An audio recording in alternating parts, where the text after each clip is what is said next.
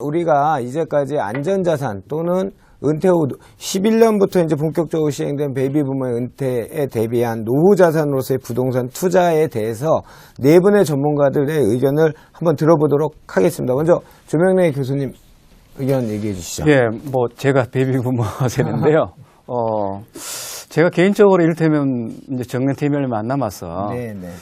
내 퇴직금을 받아가지고 뭐를 어떻게 내가 활용을 해야 그 어떤 생활 안정이 이제 개해질까. 부동산 쪽을 조금 관심을 가져봤는데 솔직히 말씀드려서 별로 마땅한 게 없습니다. 이제 그런 개인적인 어떤 소감 먼저 말씀드리고요. 예. 물론 그렇다 해가지고 뭐 모든 부동산 시장이 이제 그런 대상은 전 아니라 보는데 아무래도 이 도심 지역에는 전월세 수요가 계속 있을 수 있죠. 예. 그렇기 때문에 저는 전월세 수요가 많은 지역의 중소형 아파트는 여전히 저는 그 안전자산으로서의 가치가 충분하다. 예. 특히 이제 아직도 우리나라에서는 임대과세가 되지 않고 있기 때문에 거기서 뭐 월세라든가 뭐 혹은 뭐 보증금 월세라든가 이런 데서 발생하는 수익은 좀 쉽게 말씀드린다면 짭짤한 수입이 될 수 있기 때문에 그런 그 임대 수요가 아주 양호한 곳에 중소형 아파트는 저는 안전자산으로서 충분히 가치가 있다고 보고 있고요. 그다음 우리 서울시 같은 경우에는 뭐 정책적으로 굉장히 많은 다양한 혜택을 줘서 저소득층이라든가 청년층이라든가 혹은 뭐 신혼부부를 위한 뭐 이런 정책을 이용해서 공급하는 다양한 주택들이 있습니다. 그런 것도 어떤 면에서 본다면 새로운 일종의 안전자산의 어떤 건 대상이 되고 있다고 저는 보고 있는데요. 뭐 이를테면 지금 청년 역세권 청년 주택 아직도 뭐 전면적으로 공급은 되고 있지 않습니다만 대개 이런 그 현재 정책 프로그램을 통해서 공급하고 있는 그런 중소형 아파트, 중소형 주택들은 대개 단기적으로는 임대 형태를 띠면서 예컨대 뭐 8년 뒤에는 분양이 되기 때문에 이런 것도 저는 상당히 좋은 그 투자적인 어떤 그런 가치가 있다고 저는 보고 있고요.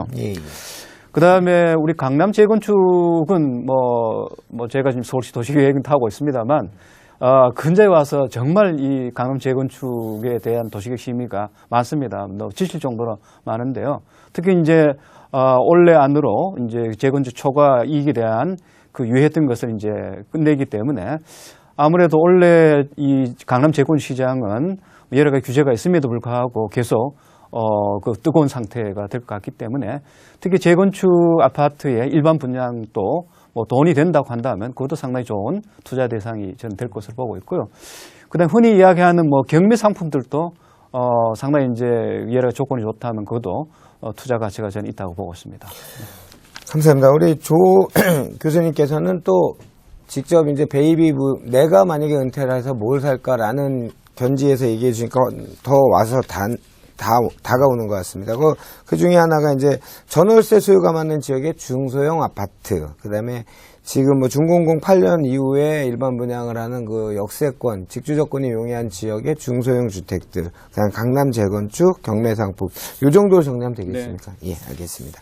자, 다음은 두 박사님 말씀해 주시죠. 사실 이제 우리가 주택이라는 것을 뭐 실수요자 입장이냐 또 투자자 입장이냐 이런 부분에서 반드시 구분되는 것은 아니지만 아무래도 주택을 구입하는 동기라든지 이런 부분에서는 차이가 날 수밖에 없을 것 같습니다. 일단 실수요자들이 주택을 구입하는 데 있어서 사실은 자기가 주택을 직접적인 이용을 하는 그런 측면이기 때문에 가격 변동에 대해서 관심을 가질 필요는 없는데요. 아무래도 그 가격 변동의 가능성에 대한 방향성을 두고 공포심을 지나치게 가지는 경우들도 많기 때문에 그래서 올해 같은 경우에는 가격이 아무래도 약간 약세를 보일 가능성이 많다는 점에서 이런 기회를 어떻게 보면 실수요자들이 주택을 즉 물량이 많고 수요가 상대적으로 적은 이런 측면에서는 선택의 폭이 넓어지는 그런 측면도 있지 않을까 이런 생각을 해보게 됩니다. 그리고 우리나라 정책 자체가 최근에 와서는 이제 주거 안정이라는 그런 것을 모토로 내걸면서 임대주택 공급에 대한 역점을 많이 두고 이제 공급들이 상당히 많이 이루어지고 있는데요. 한편에서 생각하면은 이런 부분들에 있어 임대주택에 대한 여러 가지 관심을 두는 것도 좋지만 우리가 사실은 노후 대책으로서 아까 조명래 교수님께서도 좋은 말씀을 하셨는데 이런 부분에서 주택연금 제도가 상당히 다른 어떤 여러 가지 투자 수익보다도 효율성도 높고 효용성도 높은 그런 측면에서 현재로서는 상당히 잘 정비가 되어 가고 있는 상황이라고 보여집니다. 그래서 제가 볼 때 실수요자 입장이라면은 적절한 원하는 곳에 선택의 폭이 넓은 가운데 좋은 주택을 선택하셔서 이 부분을 노후 대책과 연결된 주택연금의 어떤 대상으로서 활용하는 그런 부분도 상당히 좋지 않을까 이렇게 생각이 들고요. 투자자 입장에서 본다면은 뭐 제가 아까 좀 서두에 말씀을 드렸습니다만 조금 쉬어가는 측면들의 어떤 의미를 좀 강하게 두는 것이 좋지 않을까 이렇게 보여집니다. 그래서 현재 아까 노출된 그 악재는 더 이상의 악재가 아니라는 그런 표현도 있긴 하지만 그런 노출된 악재 자체의 결말에 대해서 사실은 굉장히 불투명한 상태가 지속이 되고 있습니다. 그래서 또 무엇보다도 제일 중요한 것은 우리 국내의 경기 회복에 대한 어떤 여러 가지 확신을 가질 수 있는 점들이 분명히 나타나고 있지는 않기 때문에 그런 부분들을 고려할 때 급하게 서두르지 않는 것이 좀 좋겠다. 여러 가지 대상 부분에 있어서는 조명래 교수님께서 잘 지적을 해주셨기 때문에 그런 부분들을 참고하시면 될 것 같고요. 다만 이런 가운데 투자자들 가운데서도 이제 뭐 되게 우울한 한 해로만 생각할 것은 아니고요. 우리 주택 시장에도 조금씩 변화가 나타나고 있습니다. 예를 들자면은 중국 쪽에 있어서의 투자 자금이 상당히 예전보다는 외국인들의 투자 가운데서도 비중이 가장 넓혀가는 그런 측면들이 가시적으로 나타나고 있기 때문에 우리가 제주도 투자에서 보듯이 중국의 자금 자체가 국내 부동산 시장에 유입될 가능성이 점점 커지고 있습니다. 이런 부분들도 향후에 있어서는 우리 부동산 시장의 방향성을 좌우하는데 현재는 미미하지만 이 부분들에도 추세가 이어진다면 상당히 의미 있는 그런 비중을 차지할 수 있을 것 같고요. 또 아까 토지보상금 이야기가 좀 나왔습니다만 지금 수도권을 중심으로 해서 토지보상금이 상당히 상반기 중으로 아마 많이 풀리는 것으로 알고 있고요. 이 부분들이 대체적으로 토지보상금은 해당되는 대상 토지의 인근에 토지를 주로 매입한다는 그런 측면을 감안한다면은 수도권에 있어서 일부 지역의 토지에 대해서는 시장이 조금 더 따뜻한 온기를 찾을 수 있는 그런 시장으로 되지 않을까. 이런 부분들을 투자자들이 조금 여유 있게 마음의 여유를 가지고서 좀 살펴보시면은 2017년도라 하더라도 여러 가지 부동산 시장에 있어 투자 대상은 충분히 자기가 확인해 볼 수 있다. 이런 점을 말씀드리고 싶습니다. 감사합니다. 두 박사께서는 일단 실수요자 같은 경우에는 일종의 매수자 우위시장이 될 확률이 높기 때문에 조금 선택폭이 넓어진 상태에서 원하는 지역의 주택을 매입한 후에 주택연금이나 노후 대책으로까지 연결시킬 수 있는 그런 플랜을 한번 짜보라 이렇게 얘기해 주셨고요. 투자자 같은 경우에는 조금 시기적으로 뭐 비 올 때 비 다 맞지 말라 뭐 격언인지 속담인지는 모르겠지만 그런 취지시죠? 그렇죠. 알겠습니다. 다음은 이재문 소장님 의견 들어보겠습니다. 투자를 가장 잘하는 방법은 가장 쌀 때 사서 가장 비싸게 파는 법입니다. 물론 이제 우리가 투자를 하기 위해서 이제 가장 기준은 이것이 가장 싼 시기냐 아니면 내가 지금 사야 되는 매도 타이밍이냐 매수 타이밍이냐를 결정하는 게 가장 중요하다고 보는데요.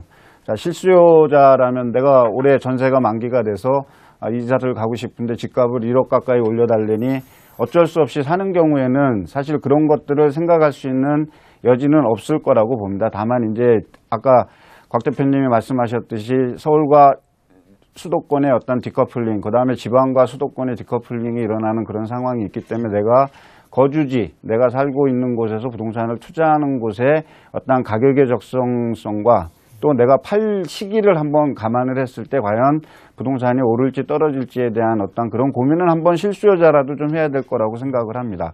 근데 이제 이게 이 부동산 이거를 이제 투자로 봤을 때에는 이제 투자의 기법이 들어가지 않겠습니까? 자, 그럼 투자로 기법을 할 때 과연 이제 부동산이 안전자산인가에 대해서 우리가 한 번쯤은 되짚어 봐야 된다라는 거죠. 우리가 일반적으로 안전자산을 하면 국채, 그 다음에 달러, 그 다음에 이제 금, 그리고 이제 우리 대한민국에서는 부동산을 안전자산의 범주에 집어넣습니다. 가장 주된 이유는 우리 베이비 부모들의 한 70%에 달하는 분들이 대부분이 부동산을 소유하고 있고, 그 중에 또 대다수가 이제 주택을 소유하고 있습니다. 그러면 이제 우리가 부동산을 또는 주택을 안전자산으로 놓고 봤을 때 우리가 일반적으로 봤을 때에는 임대 수익을 통해서 현금 흐름의 어떤 예측이 얼만큼 가능한가. 그 다음에 이제 물가 인상에 따르는 해칭을 할 수 있는 수단으로서 우리가 사용할 수 있는가. 그 다음에 주요 지역의 이제 상업용 건물이라든지 주택 가격은 가격 하락에 대한 저지선이 강렬하기 때문에 경제 위기가 오더라도 우리 강남 4구라든지 일부 지역에서는 부동산 가격이 떨어지는 게 상당히 더디거나 늦어지지 않습니까? 또 올라갈 때는 가장 빨리 올라가고 폭이 가장 높아진다라는 어떤 그런 특성들이 있고 그런 것들에 대한 어떤 고려가 먼저 전제돼야 될 거라고 생각을 합니다. 이제 그런 부분에 됐을 때는 그 다음에는 이제 경기 반응이 이 안전자산을 내가 투자하는데 시기와 어떠한 이런 것들이 좀 적정한가에 대해서 이제 생각을 하는데 저는 이제 이 부분에 대해서 항상 그 실무를 하면서 이제 고민을 가지는 게 뭐냐면 일반 소비자들은 시장의 방향하고 조금 달리 움직인다라는 얘기죠. 우리가 일반적으로 투자에 대한 격언 중에 무릎에서 사서 어깨에서 팔으라는 얘기가 있는데 그 얘기는 이제 다른 말로 제가 표현을 한다라면 호황 국면에서는 불황 국면에서 하락하는 부동산을 사서 호황 국면인 부동산에 팔아야 되잖아요. 근데 시장은 한 템포가 늦어서 올라가는 장에 뛰어들어서 팔지 못하는 타이밍을 놓쳐서 손해를 많이 보는 경우가 있는데 이런 상황에서 이제 과도한 레버리징이 개입이 되고 있다라는 거죠. 그래서 이 가계 특히 이제 주택을 부동산을 안전자산 또는 투자 대상으로 해서 내가 어떠한 이득을 월세를 얻든 아니면 자본이득을 얻든 이렇게 얻는데 반드시 우리가 좀 얘기를 해서 조금 시점을 땡길 필요가 있다라는 거죠. 그러니까 결국에 이 지금 2017년의 국면이 나쁘다라고 얘기하지만 뒤집어서 본다라면 또 하나의 기회가 될 수 있는데 그 기회가 과연 이것이 우리 부동산 가격이 저가인가, 내가 살 수 있는 타이밍인가에 대해서는 조금 생각해 준다라면, 이 투자 대상으로서의 어떤 주택을 놓고 봤을 때 매도 타이밍이라든지 매수 타이밍에 따른 어떤 손실이 좀 작지 않을까 이렇게 생각을 합니다. 한 가지만 더 말씀드린다라면, 우리가 일반적으로 얘기할 때, 1인 가구의 증가, 아니면 독신자들이 늘어나기 때문에 주택 수요는 많을 것이다. 사실 최근 몇 년 동안 그 얘기가 끊이지 않았지 않습니까? 그 얘기는 제가 봤을 때는 이제 1인 가구도 거의 정점에 다다르고 있고, 그다음에 이제 인구 증가와 가구 증가도 이제 정점에 다다른다라면, 어떤 그 주택의 어떤 유형들이나 이런 거보다는 그 주택이 가지고 있는 입적지가 얼만큼 효과를 가지고 가격 상승폭을 가질 수 있는 최대의 어떤 그 고려 사항이 아닌가라는 그런 생각을 하고 있습니다. 알겠습니다. 우리 이재문 소장께서는 뭐 부동산 투자의 격언처럼 뭐 근거 옥조죠. 불황 때 사서 뭐 무릎에 사서 어깨 팔아라. 그럴 수 있는 그 시의성을 맞출 수 있는 투자를 해야 되는데 그렇지 못하다. 그래서 부동산이 안전자산이라는 데는 퀘스천 마크를 좀 찍어야 되지 않을까라는 뭐 이렇게 정리하겠습니다. 자, 우리 곽창석 대표님 말씀 부탁드리겠습니다. 이 질문이 이제 노후 대비 안전 자산으로서 부동산 투자 이렇게 물어보셨는데 일단 노후를 대비하려면 노후에는 소득이 없으니까 안전한 부동산을 해야 되겠죠. 그렇죠. 그래서 부동산을 크게 나눠서 뭐 차익형, 수익형 이렇게 나눈다면은 아무래도는 월세에 나오는 수익형 부동산으로 노후 대비용 자산을 구성하는 게 맞을 것 같고요. 그 다음에 중요한 거는 이 수익형 부동산인데 임대료가 떨어져 버리면 낭패죠. 그 다음에 공실이 난다든가 하면 더 큰 문제가 생깁니다. 그래서 현재보다는 앞으로 이 임대료가 떨어질 것인가 아니면 올라갈 것인가 이런 부분을 잘 살펴봐야 되는데요. 제가 2015년 하반기경에 고민했던 게 이대로 공급을 그냥 놔두면은 엄청나게 공급이 늘어서 임대료가 폭락하는 게 눈에 거의 뭐 불을 보듯 뻔한 상황이었거든요. 근데 이제 그 2016년경부터 어쨌든 택지 공급도 제한하면서 공급 규제를 했기 때문에 거기에다가 또 올해부터는 이 다세대 공급도 좀 부진할 수뿐이 없는 여러 가지 요인들이 있습니다. 그래서 국내적인 요인으로는 이렇게 임대료가 크게 떨어질 것 같지는 않다 이런 생각이 들고요. 두 번째로는 자산으로서의 가치가 뭐 폭락해버리면 또 안 되지 않겠습니까? 그렇죠. 그래서 세계적으로 디플레이션일 것이냐 아니면 인플레이션이 일어날 것이냐 이게 문제인데 2008년 글로벌 금융위기 이후에 상당히 오랜 기간 그 디플레이션에 대한 공포에 시달리다가 사실 이제 작년경부터 원자재 가격 상승 또 원유가 상승 이런 것들이 벌어지고 있거든요. 근데 과거에 뭐 한 40년, 50년 통계를 보면은 이 유가라든가 원자재 가격이 상승하는 시기에 주택 가격이 상승하는 또 하락하는 시기에 하락하는 그런 경향들이 강했습니다. 그래서 제가 볼 때는 뭐 앞으로 뭐 장기간은 예측하지 못한다 하더라도 국제 경제가 좀 회복되지 않겠느냐.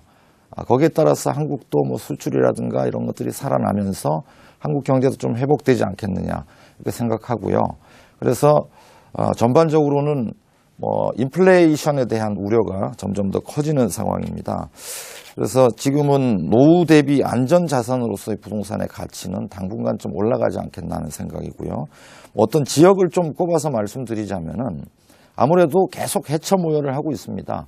일자리가 없어지는 지역이 있고 새롭게 생겨나는 지역이 있습니다.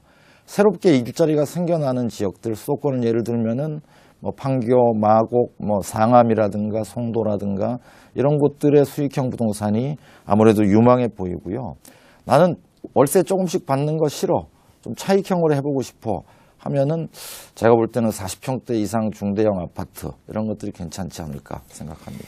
좋습니다. 우리 곽창석 소장께서는 노후 자산으로서의 부동산 또는 안전 자산의 부동산의 가치는 당분간 지속될 것으로 보고 있고, 만약에 흔히 얘기하는 인컴 게인과 캐피탈 게인 어느 쪽을 택할 것이라면 노후 자산으로서는 인컴 게인을 택하는 게 맞는 방향성을 제시해 주셨습니다. 자,